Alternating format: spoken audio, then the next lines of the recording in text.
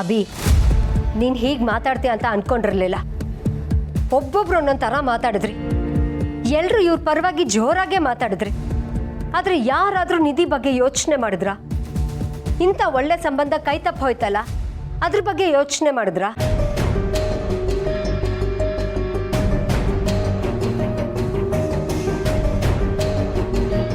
ಒಳ್ಳೆ ಸಂಬಂಧ ಅಂತ ಯಾಕೆ ಹೇಳ್ತೀಯ? ಅವರಿಗೆ ನಮ್ಮ ಮನೆಯವ್ರ ಮೇಲೆ ಗೌರವ ಇಲ್ಲ. ನಮ್ಮ ಮನೇಲಿ ಏನು ನಡೀತಿದೆ ಅದನ್ನು ಅರ್ಥ ಮಾಡ್ಕೊಳ್ಳುವ ವ್ಯವಧಾನ ಇಲ್ಲ. ಹಾಗಿರುವಾಗ ನಮ್ಮ ನಿಧಿ ಅವ್ರ ಮನೆಗೆ ಸೊಸೆಯಾಗಿ ಹೋಗೋದು ನನಗೂ ಇಷ್ಟ ಇಲ್ಲ.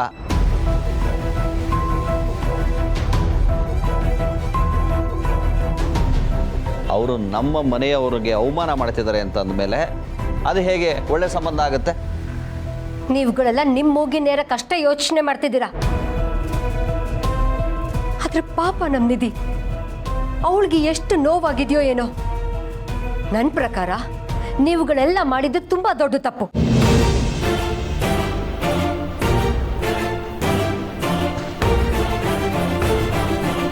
ಶಾರ್ವರಿ, ಇನ್ನು ಒಂದೇ ಒಂದು ಮಾತು ಹೆಚ್ಚಿಗೆ ಆಡಬೇಡ. ಅವರು ಅಣ್ಣ ಅತ್ತಿಗೆ ಬಗ್ಗೆ ಹಾಗೆಲ್ಲ ಮಾತಾಡಿದ್ದು ದೊಡ್ಡ ತಪ್ಪು. ಮತ್ತೆ ಅದನ್ನು ನೀನು ಸಮರ್ಥನೆ ಮಾಡ್ಕೋಬೇಡ.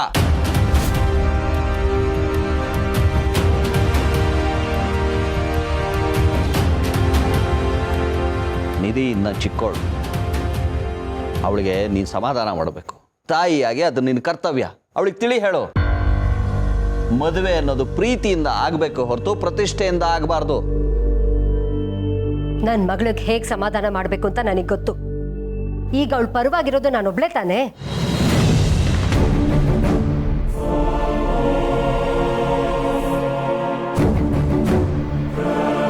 ಅಣ್ಣ, ಅದಕ್ಕೆ ಅವಳು ಏನೇನೋ ಮಾತಾಡ್ತಾಳೆ ಅಂತ ನೀವು ಬೇಜಾರು ಮಾಡ್ಕೋಬೇಡಿ. ಇಲ್ಲ ಮಹೇಶ, ಅವಳ ಜಾಗದಲ್ಲಿ ಬೇರೆ ಯಾರೇ ಇದ್ದಿದ್ರು ಹೀಗೆ ಮಾತಾಡ್ತಾ ಇದ್ರು.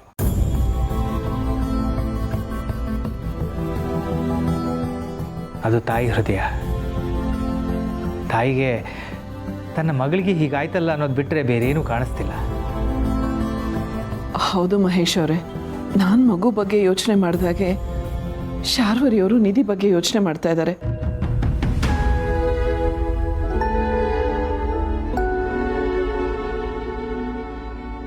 ಅದರಲ್ಲಿ ತಪ್ಪೇನಿಲ್ಲ. ನಾವು ಅವ್ರ ಮನಸ್ಸನ್ನು ಅರ್ಥ ಮಾಡ್ಕೋಬೇಕು. ನಿಜ ಚಿಕ್ಕಪ್ಪ, ಚಿಕ್ಕಮ್ಮನಿಗೆ ತುಂಬ ಬೇಜಾರಾಗಿದೆ. ಆವೇಶದಲ್ಲಿ ನಾವು ತುಂಬ ಮಾತಾಡಿ ಅವ್ರನ್ನ ಹರ್ಟ್ ಮಾಡಿದೀವಿ ಅನ್ಸುತ್ತೆ. ಇಲ್ಲಪ್ಪ, ನೀನು ಶಾರ್ವರಿ ಮಾತಿಗೆ ಅಷ್ಟೆಲ್ಲ ತಲೆಗೆಡಿಸ್ಕೋಬೇಡ. ನೀವು ಮಾತಾಡಿ ಸರಿಯಾಗೇ ಇದೆ. ಈ ಮನೇಲಿ ಯಾರಿಗೆ ಅವಮಾನ ಆದರೂ ಅದು ಎಲ್ರಿಗೂ ಅವಮಾನ ಆದ ಹಾಗೇನೆ. ಇವತ್ತು ಹೀಗೆ ಮಾತಾಡಿದವರು ನಾಳೆ ನಿಧಿ ಅವ್ರ ಮನೆಗೆ ಹೋಗಿ ಒಂದು ಸಣ್ಣ ತಪ್ಪು ಮಾಡಿದ್ರು ಅವ್ರು ಕ್ಷಮಿಸಲ್ಲ. ದೊಡ್ಡ ತಪ್ಪು ಮಾಡಿರೋ ಥರ ಗಲಾಟೆ ಮಾಡ್ತಾರೆ. ಸಂಬಂಧಗಳಲ್ಲಿ ಒಬ್ರನ್ನೊಬ್ರು ಅರ್ಥ ಮಾಡಿಕೊಂಡು ಮುಂದುವರಿಬೇಕು ಹೊರತು ಅಪಾರ್ಥ ಮಾಡ್ಕೊಳ್ಳೋ ಸಂಬಂಧ ಉಳಿಯಲ್ಲ. ಅಣ್ಣಂಗೂ ಅತ್ತಿಗೆಗೋ ಅವಮಾನ ಮಾಡೋ ಸಂಬಂಧ ನಮಗೆ ಬೇಡವೇ ಬೇಡ. ಅದೇನೇ ಆದರೂ ಇವತ್ತು ನನ್ನಿಂದಾಗಿ ನಿಧಿ ಮದುವೆ ನಿಲ್ಲೋ ಆಗೋಯ್ತು. ನಾನು ಏನಾಗಬಾರ್ದು ಅಂದ್ಕೊಂಡಿದ್ನೋ ಅದೇ ಆಗೋಯ್ತು.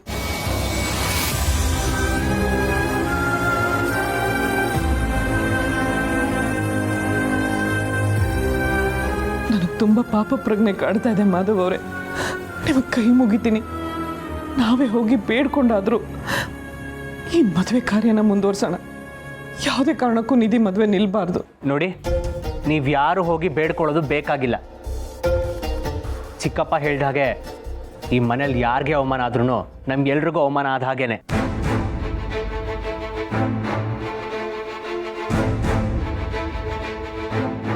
ನಿಧಿ ಬೇಕು, ನಮ್ಮನೆ ಸಂಬಂಧ ಬೇಕು ಅಂದರೆ ಅವ್ರ ತಪ್ಪು ಅವ್ರಿಗೆ ಅರ್ಥ ಆಗಿ ವಾಪಸ್ ಬರ್ತಾರೆ.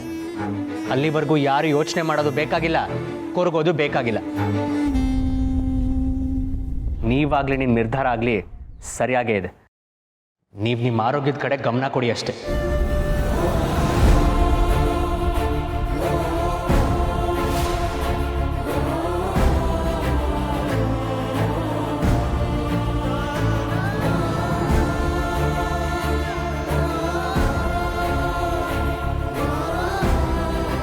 ಅಭಿ ಸರಿಯಾಗೇ ಹೇಳಿದನದಕ್ಕೆ. ನೀವು ಯಾವುದನ್ನು ತಲೆಗೆ ಹಚ್ಕೋಬೇಡಿ. ನಿಮ್ಮ ಆರೋಗ್ಯದ ಕಡೆ ಗಮನ ಕೊಡಿ. ಶಾರ್ವರಿನ ನಿಧಿನ ನಾನು ಮಾತಾಡಿಸ್ತೀನಿ, ಮಾತಾಡಿ ಎಲ್ಲದನ್ನು ಸರಿ ಮಾಡ್ತೀನಿ. ಅಮ್ಮ, ಇಂಥ 100 ಜನ ನಿಮ್ಮ ಬಗ್ಗೆ ಮಾತಾಡಲಿ, ಇಡೀ ಊರಿಗೂರೇ ನಿಮ್ಮ ವಿರುದ್ಧ ಇರಲಿ, ನಾವು ನಿಮ್ಮ ಜೊತೆ ಇರ್ತೀವಿ. ಯಾಕಂದರೆ ನೀವು ಮಾಡ್ತಿರೋದು ತಪ್ಪಲ್ಲ, ನೊಂದ್ಕೋಬೇಡಿ. ಹೌದಮ್ಮ, ನಾವಿರ್ತೀವಿ.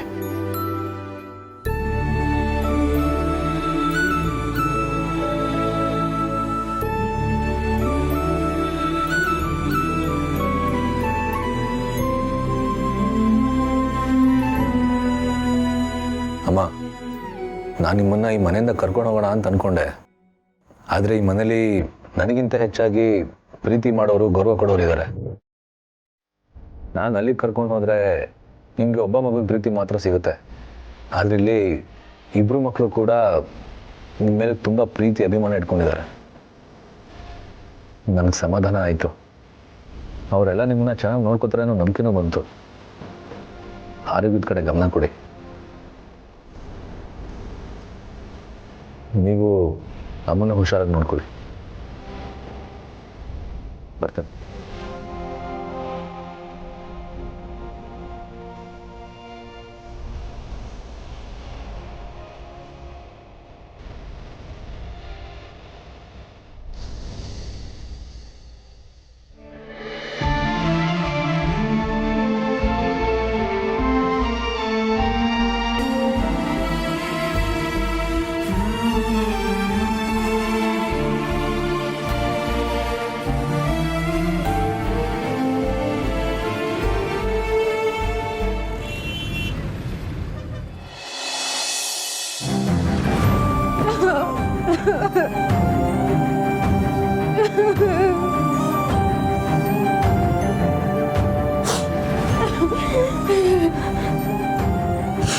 ನಿಧಿ, ಏನಮ್ಮ ಇದೆಲ್ಲ? ನೀನು ಹೀಗೆಲ್ಲ ಆಡಿದ ಮಾತ್ರಕ್ಕೆ ಎಲ್ಲ ಸರಿ ಹೋಗುತ್ತೆ ಅನ್ಕೊಂಡಿದ್ಯಾ? ಮಾಮ್, ಪ್ಲೀಸ್ ನನ್ನ ಹತ್ರ ಏನು ಮಾತಾಡಬೇಡ. ಜಸ್ಟ್ ಪ್ಲೀಸ್ ಗೋ, ಹೊಟ್ಟೋಗು ಪ್ಲೀಸ್. ಯಾಕೆ ಬೇಬಿ? ನಿನ್ನ ಹತ್ರ ನಾನಲ್ದೆ ಇನ್ಯಾರು ಮಾತಾಡಬೇಕು? ಇವತ್ತಿಗೆ ಈ ಮನೇಲಿ ನಿನ್ನ ಪರವಾಗಿ ನಿಂತಿರೋದು ನಾನೊಬ್ಳೆ. ಆದರೆ ಪ್ರಯೋಜನ ಏನು ಮಾಮ್? ನನ್ನ ಮದುವೆಗೆ ಏನೂ ತೊಂದರೆ ಆಗದಿರೋ ಥರ ನೀನು ನೋಡ್ಕೋತೀನಿ ಅಂತ ನೀನೇ ತಾನೇ ಹೇಳಿದ್ದು. ಆದರೆ ಈಗೇನಾಯ್ತು? ಈಗಲೂ ಅದನ್ನೇ ಹೇಳ್ತಿದ್ದೀನಿ ಬೇಬಿ, ಸಮಾಧಾನ ಮಾಡ್ಕೋ. ನಿನ್ನ ಮದುವೆ ನಿಲ್ದೇ ಇರೋ ಹಾಗೆ ನಾನು ನೋಡ್ಕೋತೀನಿ. ಈಗ ಅವರು ಕೋಪ ಮಾಡ್ಕೊಂಡು ಹೋಗಿರ್ಬೋದು, ಆದ್ರೆ ನಿನ್ನ ಮದುವೆ ಮಾತ್ರ ನಿಲ್ಲೋಕೆ ನಾನು ಬಿಡಲ್ಲ. ಇದೇ ಏನಮ್ಮ ನೀನು ತಿಳುವಳಿಕೆ ಇರೋ ಹುಡುಗಿಯಾಗಿ ಹೀಗೆ ಅಳ್ತಾ ಕೂತಿದ್ಯಲ್ಲ? ನೀವು ಯಾಕೆ ಬಂದ್ರಿ ಇಲ್ಲಿಗೆ? ಎಲ್ಲರೂ ಸೇರಿ ನನ್ನ ಆಟದ ವಸ್ತು ಮಾಡ್ಕೊಂಡಿದ್ದೀರಾ ಅಲ್ವಾ? ಮದುವೆ ಬೇಡ ಅಂತ ಅಂದವಳಿಗೆ ಮದುವೆ ಆಗು ಅಂತ ಒಪ್ಸಿದ್ರಿ, ನಾನು ಸರಿ ಅಂತ ಒಪ್ಕೊಂಡೆ. ಆ ಹುಡುಗನ ಜೊತೆ ಓಡಾಡ್ದೆ, ಅವ್ನು ನನ್ಗಿಷ್ಟನೂ ಆದ. ಆದ್ರೆ ನಿಮ್ಮ ಸ್ವಾರ್ಥ ಪ್ರತಿಷ್ಠೆಗೆ ನನ್ನ ಜೀವನ ನಿನಗೆ ಬಲಿ ಕೊಡ್ತಾ ಇದ್ದೀರಾ. ಇದರಲ್ಲಿ ಸ್ವಾರ್ಥ ಪ್ರತಿಷ್ಠೆ ಏನು ಬಂದಮ್ಮ? ಅವ್ರ ಮನೆಯವರೆಲ್ಲ ಅಣ್ಣ ಅದಕ್ಕೆನ ಆಗ ಅವಮಾನ ಮಾಡ್ತಿದ್ರೆ ಅದನ್ನ ನೋಡಿಕೊಂಡು ಸುಮ್ಮನಿರ್ಬೇಕಾಗಿತ್ತ? ಇವತ್ತು ನಮ್ಮ ಮನೆಯವ್ರಿಗೆ ಗೌರವ ಕೊಡದೇ ಇರೋರು ನಾಳೆ ನೀನು ಆ ಮನೆಗೆ ಸೊಸೆಯಾಗಿ ಹೋದ ಮೇಲೆ ನಿನಗೆ ಗೌರವ ಪ್ರೀತಿ ಕೊಡ್ತಾರೆ ಅನ್ನೋದೇನು ಗ್ಯಾರಂಟಿ? ಮದುವೆ ಆದಮೇಲೆ ಇಂಥ ಕಾರಣಗಳು ಸಾವಿರಾರು ಸಿಗ್ತಾ ಇರುತ್ತೆ ನಿಧಿ. ನನಗದೆಲ್ಲ ಗೊತ್ತಿಲ್ಲ ಡ್ಯಾಡ್, ಆದ್ರೆ ಇವತ್ತು ನೀವು ಮಾಡಿದೊಂಚೂರು ಸರಿ ಇಲ್ಲ. ಜಸ್ಟ್ ಬಿಟ್ಬಿಡಿ ನನ್ನ ಪಾಡಿಗೆ ಬಿಟ್ಬಿಡಿ. ನಂಗೆ ಹುಚ್ಚಿಡಿತಾ ಇದೆ, ನಂಗೆ ಯಾರೂ ಬೇಡ ಅನಿಸ್ತಾ ಇದೆ. ಈಗ ನಿಮ್ಗೆಲ್ಲ ತೃಪ್ತಿ ಆಯ್ತಾ? ಇವಳು ಸಂಕಟ ನಿಮ್ಗೆ ಸಂತೋಷ ತಂದಿರ್ಬೇಕಲ್ವಾ? ಈಗ ಸಮಾಧಾನ ಆಯ್ತಾ? ನೋಡು, ಅವಳು ಕೋಪದಲ್ಲಿ ಮಾತಾಡ್ತಾ ಇದ್ದಾಳೆ. ಸಮಾಧಾನವಾಗಿ ಅವಳಿಗೆ ತಿಳಿ ಹೇಳಬೇಕು. ಅದು ಬಿಟ್ಟು ನೀನು ಹೀಗೆ ಕೂಗಾಡ್ತಿದೆಯಲ್ಲ, ಅವಳ ಪಾಡಿಗೆ ಅವಳನ್ನು ಸ್ವಲ್ಪ ಹೊತ್ತು ಬಿಟ್ಬಿಡು, ಆಮೇಲೆ ಮಾತಾಡಿದ್ರಾಯ್ತು. ಅದೇನ್ ಮಾಡ್ತಿರೋ ಮಾಡ್ಕೊಡಿ.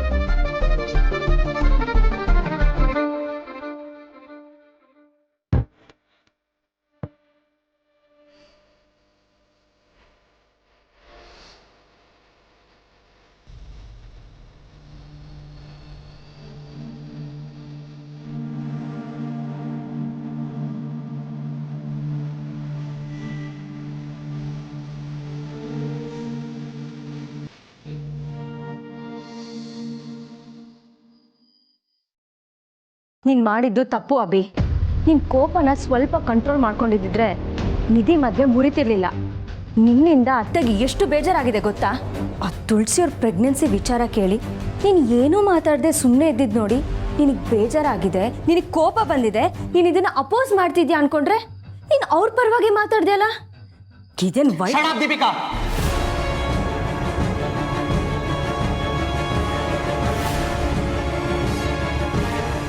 ಮತ್ತೆ ನೀನು ಅದೇ ಥರ ಮಾತಾಡಬೇಡ. ಈ ಮನೆಗೆ ಡ್ಯಾಡ್ ಮತ್ತೆ ತುಳಸಿ ಅವರು ದೊಡ್ಡವರು. ಅವ್ರಿಗೆ ಅವಮಾನ ಆದ್ರೆ ನಾನು ಸುಮ್ಮನಿರ್ಬೇಕಿತ್ತ?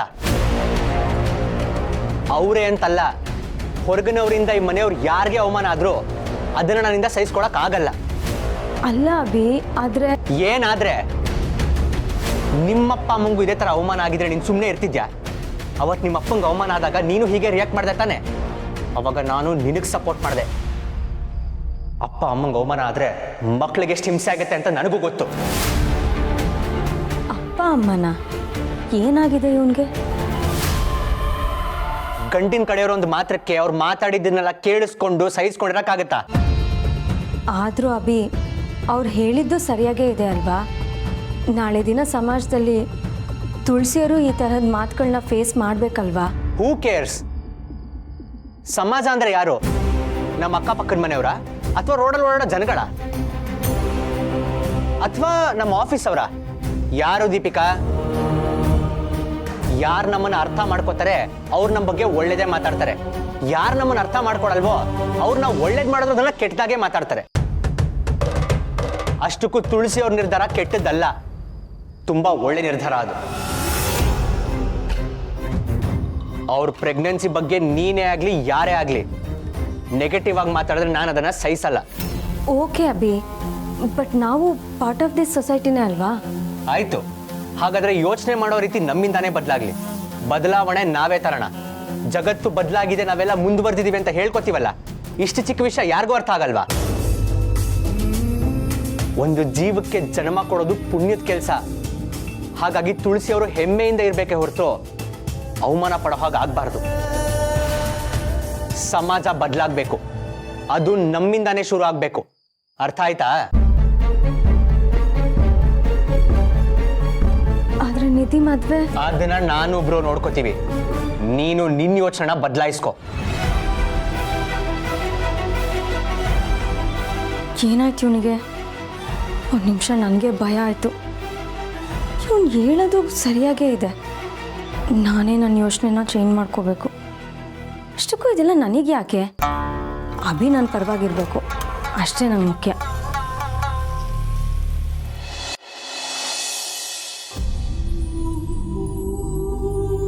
ಸಿರಿ, ಅಣ್ಣ ಇಷ್ಟೊತ್ತಾದರೂ ಬಂದಿಲ್ಲ, ಫೋನು ರಿಸೀವ್ ಮಾಡ್ತಿಲ್ಲ. ನಂಗೆ ಯಾಕೋ ಟೆನ್ಷನ್ ಆಗ್ತಿದೆ. ಇನ್ನೇನು ಬರೋ ಹೊತ್ತಾಯ್ತಲ್ಲ, ಬರ್ತಾನೆ ಬಿಡು. ಅಣ್ಣ ಬಂದ ಅನ್ಸುತ್ತೆ.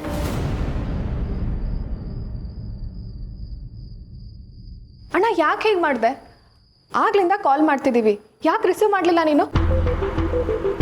ನೀನೇನೋ ಅಮ್ಮನ ದಿನ ನೋಡ್ತೀಯ, ಆದರೆ ಇಂಥ ಟೈಮಲ್ಲಿ ನಾವು ಅಮ್ಮನ ನೋಡಬೇಕು, ಅಮ್ಮನ ಮಾತಾಡಿಸ್ಬೇಕು ಅಂತ ನಮಗೂ ಅನ್ಸಲ್ವಾ? ಸಮರ್ಥ್, ಅಮ್ಮಂಗೆ ನಾವು ಫೋನ್ ಮಾಡಿದ್ವಿ, ಆದರೆ ಅವ್ರು ಫೋನ್ ರಿಸೀವ್ ಮಾಡಲಿಲ್ಲ. ಯಾಕೆ, ಏನಾಯ್ತು? ಅದನ್ನ ಆಮೇಲೆ ಹೇಳ್ತಾನಮ್ಮ, ಈಗ ತಾನೇ ಬಂದಿದ್ದಾನೆ. ನೀವಿಬ್ರು ಹೀಗೆ ನಿಂತ್ಕೊಂಡು ಪ್ರಶ್ನೆ ಮೇಲೆ ಪ್ರಶ್ನೆ ಮಾಡಿದ್ರೆ ಅವನ ಕತೆ ಏನಾಗಬೇಕು? ನನಗಂತೂ ಹೊಟ್ಟೆ ಹಸುದ ಪ್ರಾಣ ಹೋಗ್ತಾ ಇದೆ. ಸಮರ್ಥ, ಹೋಗಯ್ಯ, ಫಸ್ಟ್ ಹೋಗಿ ಫ್ರೆಶ್ ಆಗಿ ಬೇಗ ಬಾ. ಅಮ್ಮ, ಇಲ್ಲಿ ನೋಡಿ, ನನಗೆ ಹಸುವೆ ತಡೆಯೋಕ್ಕಾಗ್ತಾ ಇಲ್ಲ. ಫಸ್ಟ್ ನನಗೆ ಊಟ ಬಡಿಸ್ಬಿಡಿ, ಆಮೇಲೆ ನಿಮ್ಗೆ ಇಷ್ಟ ಬಂದಾಗ ಮಾಡ್ಕೊಳ್ಳಿ. ಸಮರ್ಥ, ನೀನು ಬಂದ ತಕ್ಷಣ ಕೇಳೋಣ ಅನ್ಕೊಂಡಿದ್ದೆ. ಇವ್ರು ಫೋನ್ ಮಾಡಿದ್ರೆ ನೀನು ಫೋನೇ ರಿಸೀವ್ ಮಾಡಲಿಲ್ವಂತೆ, ಯಾಕಪ್ಪ? ಅಲ್ಲೆಲ್ಲರೂ ಕ್ಷೇಮ ತಾನೆ? ಮಾತಾಡೋ ಸಮರ್ಥ್, ಯಾಕೆ ಸುಮ್ಮನೆ ಇದೆಯಾ? ಅಲ್ಲಿ ಏನಾಯ್ತು ಅನ್ನೋದನ್ನಾದ್ರೂ ಹೇಳು. ಇವತ್ತು ಆ ಮನೇಲಿ ನಮ್ಮ ಮಗನ್ ಮದ್ವೆ ಮಾಡಿ ಅವನ ಮಗುನ ನೋಡೋಣ ಅಂದ್ರೆ ಇಲ್ಲಿ ಬೀಗ್ರಾಗವ್ರೇನೆ ಅವ್ರ ಹೋಟೆಲ್ ಮಗುನ ಇಟ್ಕೊಂಡು ನಿಂತಿದ್ದಾರೆ. ಸಾಕ್ ನಿಲ್ಸಿ. ಒಬ್ಬ ತಾಯಿ ಒಂದು ಮಗುಗೆ ಜನ್ಮ ಕೊಡ್ತಿದ್ದಾಳೆ ಅಂದ್ರೆ ಅದನ್ನ ಕೀಯಾಳ್ಸಿ ಮಾತಾಡ್ತಾ ಇದ್ದೀರಲ್ಲ, ನೀವು ಮರ್ಯಾದಸ್ತ್ರ. ಒಬ್ಬ ತಾಯಿಗೆ ಅವಮಾನ ಆಗ್ತಿದ್ರೆ ಯಾವ ಮಕ್ಕಳು ಕೂಡ ಸಹಿಸ್ಕೊಂಡಿರಲ್ಲ. ನಿಮ್ಮಂಥ ಮನಸ್ಥಿತಿ ಇರೋರ ಸಂಬಂಧ ನಮಗೂ ಬೇಕಾಗಿಲ್ಲ. ನಂಗೆ ಗೊತ್ತಿತ್ತು ಆ ಮನೆಯಲ್ಲಿ ಎಲ್ಲರೂ ಅಮ್ಮನ್ನ ಅಷ್ಟು ಪ್ರೀತಿಸ್ತಾರೆ, ಅಷ್ಟು ಗೌರವಿಸ್ತಾರೆ ಅಂತ. ಅಮ್ಮ ಆ ಮನೆಗೆ ಹೋಗೋಕ್ಕೆ ಅದೃಷ್ಟ ಮಾಡಿದ್ಲು. ಆ ಮನೆಯವ್ರ ಮನಸ್ಸು ಅಪ್ಪಟ ಚಿನ್ನ. ಅಭಿ ಇಷ್ಟೆಲ್ಲ ಮಾತಾಡಿದ್ದಾನೆ ಅಂದರೆ ನನಗಂತೂ ಅಭಿ ಬಗ್ಗೆ ತುಂಬ ಹೆಮ್ಮೆ ಆಗ್ತಾ ಇದೆ. ಹೌದು, ನನಗೂ ಹಾಗೆ ಅನಿಸ್ತು.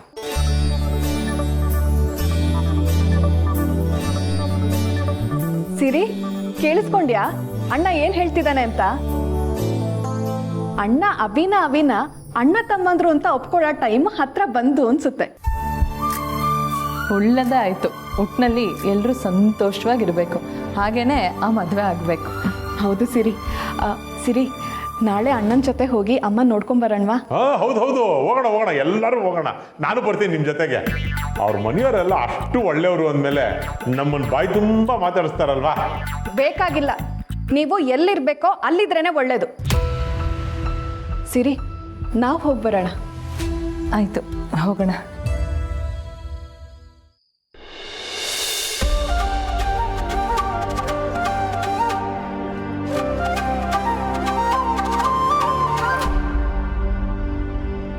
ಹೇಗಾದರೂ ಮಾಡಿ ನಾನು ಇವ್ರ ಜೊತೆ ಹೋಗ್ಬೇಕಲ್ಲ. ಅಲ್ಲಿ ಹೋಗಿ ಆ ದೀಪಿಕನ್ನ ಮೀಟ್ ಮಾಡಿ ಅವಳ ಮೂಲಕನೇ ಸೊಸೆ ಮುದ್ದುಗೆ ಒಂದು ಮದ್ದು ಕೊಡಿಸ್ಬೇಕು.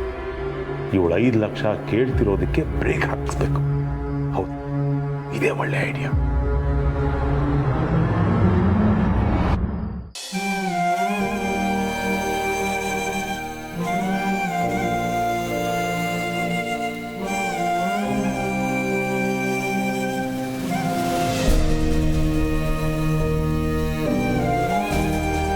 ನಿಮ್ಗೆ ಎಷ್ಟು ಸಂಕಟ ಆಗ್ತಿದೆ ಅಂತ ನನಗೆ ಗೊತ್ತು ತುಳಸಿಯವರೇ. ನಿಧಿ ಮದುವೆ ಬಗ್ಗೆ ಯೋಚನೆ ಮಾಡಿಬಿಡಿ. ಎಲ್ಲ ಸಮಸ್ಯೆಗೂ ಒಂದಲ್ಲ ಒಂದು ಪರಿಹಾರ ಇದ್ದೇ ಇರುತ್ತೆ ಅಂತ ನೀವೇ ಹೇಳ್ತಿರ್ತೀರಲ್ವ. ಅಂಥದ್ರಲ್ಲಿ ಈ ಸಮಸ್ಯೆಗೆ ಪರಿಹಾರ ಇಲ್ಲ ಅಂತೀರಾ? ಆದರೂ ನನ್ನಿಂದ ಈ ಥರ ಎಲ್ಲ ಚೇಚೆ, ನಿಮ್ಮಿಂದ ಅಂತ ಯಾಕೆ ಅಂದ್ಕೊಳ್ತೀರಾ?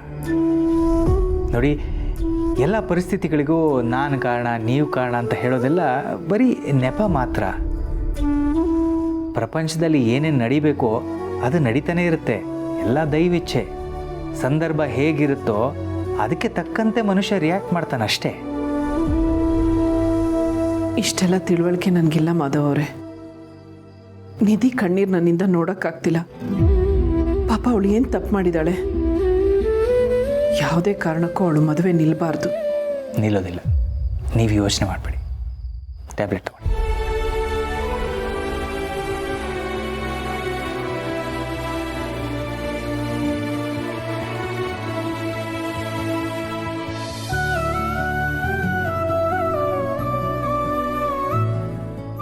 ಕಾಲ ಒಂದೇ ಥರ ಇರಲ್ಲ ತುಳಸಿಯವರೇ.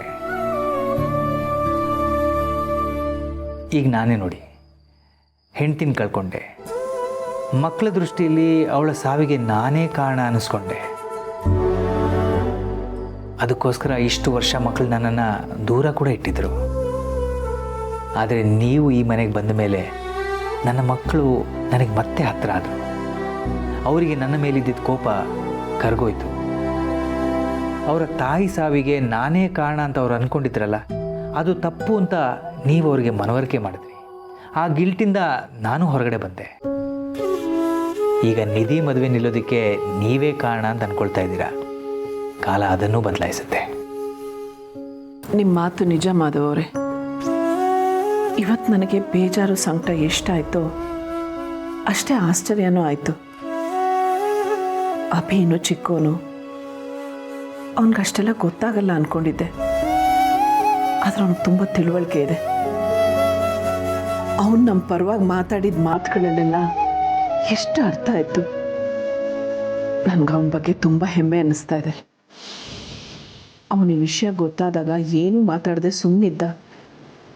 ಅವನು ಮೌನವಾಗಿರೋದು ನೋಡಿ ನನಗೂ ಆತಂಕ ಆಗಿತ್ತು. ಆದರೆ ಈಗ ಅವನು ಆಡಿದ ಮಾತು ನನ್ನ ಆತಂಕನ ದೂರ ಮಾಡ್ತು. ಈ ಮನೆಯಲ್ಲಿ ಮಕ್ಕಳೆಲ್ಲರೂ ನನ್ನ ಎಷ್ಟು ಪ್ರೀತಿಸ್ತಾ ಇದ್ದಾರೆ ಅಂತ ಗೊತ್ತಾಯ್ತು. ನಾನು ಎಂಥ ಪುಣ್ಯವಂತೆ ಅಂತ ಅನ್ನಿಸ್ತು. ಹೌದು ತುಳಸಿ, ಈ ಮನೆಯವರು ನಿಮ್ಮನ್ನು ತುಂಬ ಪ್ರೀತಿಸ್ತಾರೆ. ಅವರು ಪ್ರೀತಿಸ್ತಾರೆ ಅನ್ನೋದಕ್ಕಿಂತ ನೀವು ಅವರ ಪ್ರೀತಿನ ಗಳಿಸ್ಕೊಂಡಿದ್ದೀರ. ನಿಮ್ಮ ಗುಣ ಅಂತದ್ದು ತುಳಸಿಯವರೇ. ನೀವು ಯಾರಿಗೆ ತಾನೇ ಇಷ್ಟ ಆಗಲ್ಲ ಹೇಳಿ? ಇಷ್ಟೆಲ್ಲ ಪ್ರೀತಿ ಕೊಟ್ಟು ಮನೆಯವ್ರಿಗೆ ನಾನು ನೋವು ಕೊಡಬಾರ್ದಲ್ವಾ? ಈ ಮನೆಯಲ್ಲಿ ಸಂತೋಷ ತುಂಬಿ ತುಳುಕ್ತಾ ಇತ್ತು. ನಾನೇ ಆ ಸಂತೋಷನ ಹಾಳು ಮಾಡಿದಾಗ ಆಗಬಾರ್ದು. ನಾಳೆ ನಾವೇ ಅವ್ರ ಮನೆಗೆ ಹೋಗಿ ಮಾತಾಡೋಣ. ಕೈ ಮುಗಿದು ಬೇಡ್ಕೊಂಡಾದ್ರೂ ಸರಿ ಈ ಮದುವೆಗೆ ಅವ್ರನ್ನ ಒಪ್ಸೋಣ. ಆಯಿತು, ಅದ್ರ ಬಗ್ಗೆ ಯೋಚನೆ ಮಾಡೋಣ. ಈಗ ನೀವು ಮಲ್ಕೊಳ್ಳಿ.